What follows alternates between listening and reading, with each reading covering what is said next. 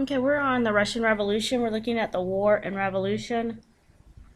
So remember, Russia's been fighting in World War One, and what you kind of see happening in World War One is that the Russian army is really ill-led. They are being slaughtered at just about every battle. They're losing huge casualties. They have a huge casualty rate.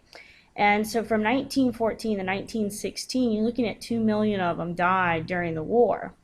And the ones that are dying are really your people who are your peasants, your poor people, your serfs. And so one of the questions that history asks is, would there have actually been a revolution without World War One? And here's some stuff that's going on in Russia. The March Revolution, Russia is unprepared for war, and they've suffered about 8 million casualties, okay? So when you look at like the total that they lose over the years, it's about 8 million casualties. That's casualties means wounded, dead, okay? Nicholas II, the Tsar, he seems to be pretty incompetent, and his wife, Alexandria, is German, and she's kind of under this influence of this mad monk, Rasputin. And Rasputin is a peasant, and he's from Serbia, and he's kind of viewed as like this mystic holy man. And the reason why Alexandria likes him is that her son, Alexis, is a hemophiliac. So he has a blood clotting disorder. Like he bleeds, he bruises real easy, and it seemed that Rasputin was able to stop it. And so she kind of keeps this mystic, this peasant, in the imperial house. So he's always in the Tsar's house. And the peasants, they're not really that concerned with Rasputin so much as the nobles are. The nobles really fear him, the aristocrats, and so they go ahead and they assassinate him in December 1916. And there's like a million ways that they try and kill this guy. They poison him, they stab him, they throw him in a river, and he eventually drowns. There's going to be strikes that are done in St. Petersburg, and so Petrograd. And so at St. Petersburg, these strikes are really done by women, and they're demonstrating again because there's a high cost of bread, just like the French. They really want their bread, and so it's peace and bread. But you have to understand that while the soldiers are gone, that means the people who are actually farming are the ones who are fighting in World War One. And so you have famine, starvation going on in Russia while the soldiers are off the front line fighting, and you see 8 million casualties. So that's a huge number. And so these women decide that they're going to go ahead and they're going to protest. And they shut down the factories in St. Petersburg for about 2 days. Tsar Nicholas, he's going to go ahead and order his troops to crush the demonstrations, but some of the troops are going to refuse. And you have to understand that his soldiers are coming from this group of people.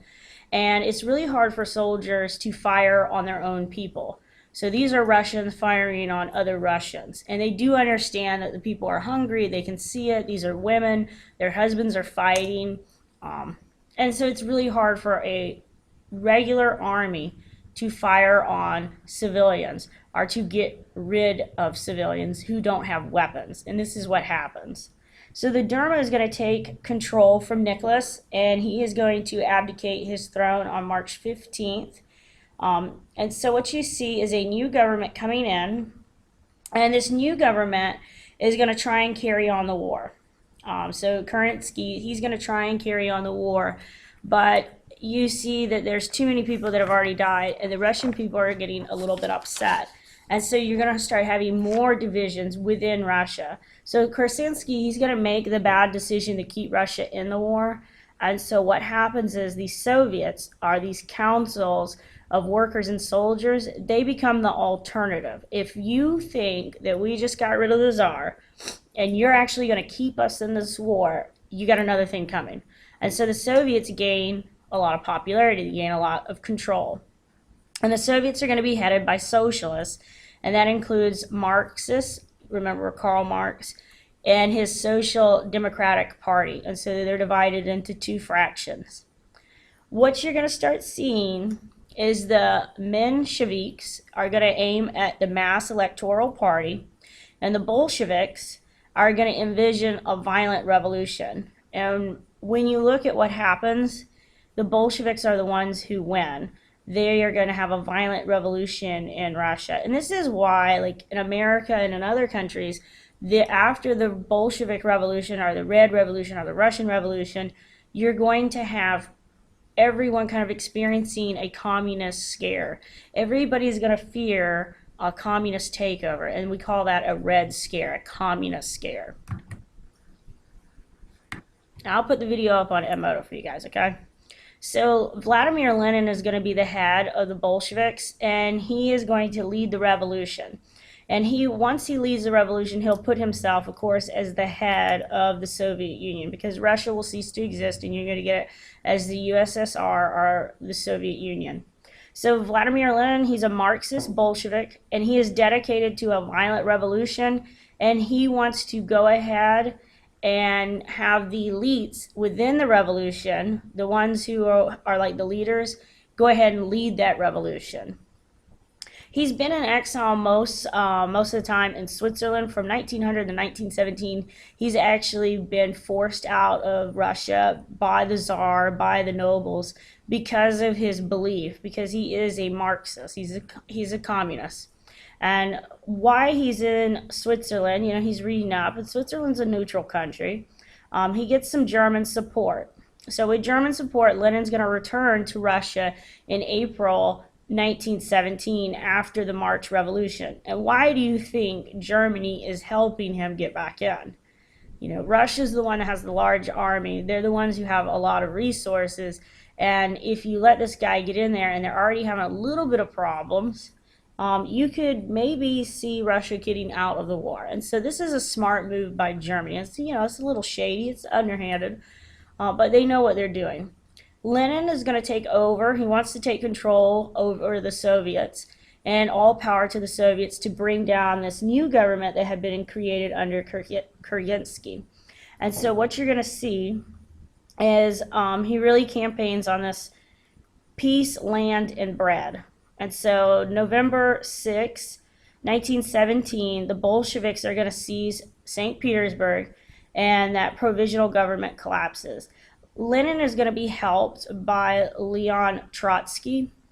He's going to also help Lenin, and he'll also have later on another person helping him as well, and that would be Joseph Stalin. So these are like names that you should associate with the Soviet Union and associate with communist revolutions. So Trotsky, Lenin, Stalin. So now that the government has collapsed, this old government under this provision, a new government is established, and it's the new Soviet Congress. That's the new government that you're going to have. And of course, Lenin is going to be the head. And the Bolsheviks are communists. There's going to be some problems. We got the problem of peace. What ends up happening is, because Russia wants out of the war at the moment, you have to look at it like this. If you're saying we want out and the war's not over, an official treaty with Germany versus the Allies has not been signed. So if you're Russia, well, now you're the Soviet Union, you're going to have to go ahead and admit that you are losing to Germany, and that means that if you've asking for peace, you will lose things. So Russia or the Soviet Union, they lose a lot of land. So they give up the Ukraine and Finland, their eastern part of Poland and the Baltic states.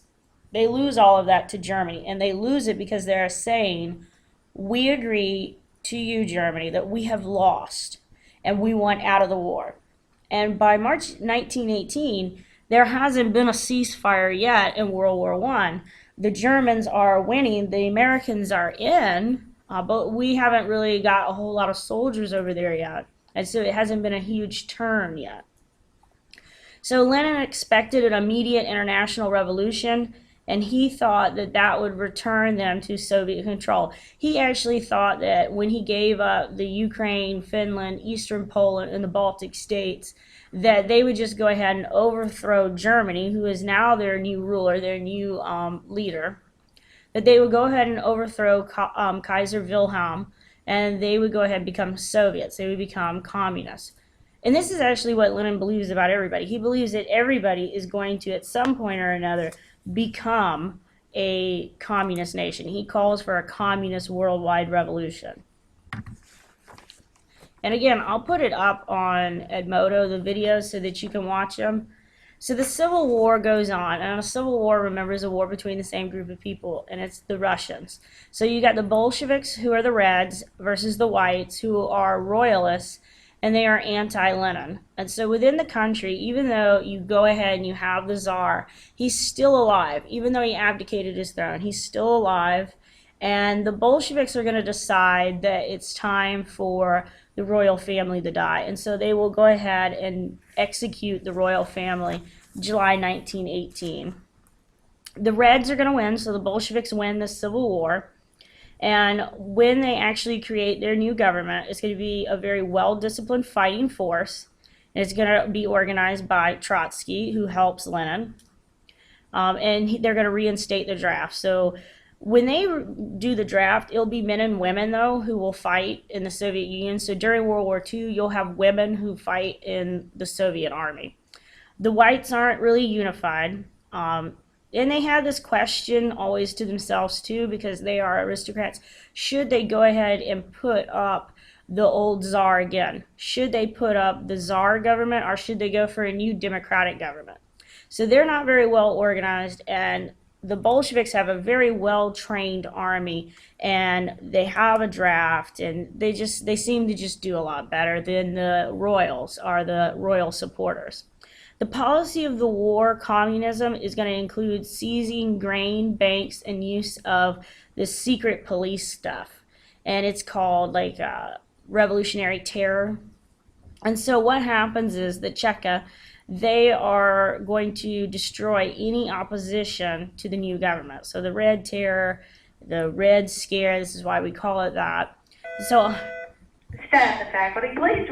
Sorry I had to pause it, we had an announcement. Anyway, 100,000 foreign troops on Russian soil allowed the Reds to appeal to the Russian nationalism. Remember, nationalism is pride in your country, pride in your ethnicity, your race. And so the Allies, okay, Britain, France, the United States, they're very anti-Bolshevik. And so this is going to be more like feed for the Bolsheviks to actually win, because it seems like the Allies don't like the Russian people. Okay? Because it would almost appear that they're supporting the old Tsar or the royalists. So the last year of the war, with Russia out of the war, Germany has mobilized their resources in the West. And what you're going to have is you're going to have a breakthrough. Okay, so the German Western Offensive is going to peak in July. We get the Second Battle of the Marne. And in the Second Battle of the Marne, what really ends up happening is the Americans have assisted so much, those doughboys, the fresh boys off the farm, they help the Allies, and Germany's defeated. Germany starts making a collapse. They start falling down because their German Navy is basically, they are just destroyed. And that secret, the submarine warfare that they've been doing, the unrestricted warfare, it's not really, like, people don't know that the subs are out there now, because you've had new technologies being invented during World War I, like the sonar. And so you're not really, like, super sneaky if we know where you are in the water. And so the German Navy is pretty much destroyed. They can't rebuild subs every time they get destroyed because they just don't have any resources. Because another thing that you do during a war is you put an embargo. No trade with the country that you're fighting with. So Wilhelm II is actually going to abdicate the throne, and he'll abdicate November 9th, and the German Republic is going to be proclaimed. So the German government has collapsed pretty much, and this new republic has come in. And so what you have going on is that an armistice is going to get signed November 11th, 1918. So the 11th month, the 11th day, the 11th hour, the 3/11s, is going to be when the German government, this new republic, asks for a ceasefire. And that's all an armistice is the ceasefire. So the Allies finally have agreed, and they go ahead and they give Germany the ceasefire that they want. And so now the casualties of the war, you get a whole generation of men who lived and died on these battlefields, 8 to 9 million military dead, 22 million injured. Birth rate's going to decline because you got all these young men who died, and civilian casualties. You're looking at about 1 million Armenians who die at the hands of the Turks. Remember, the Ottoman Turks do a massacre, a genocide of the actual Armenians during this time period.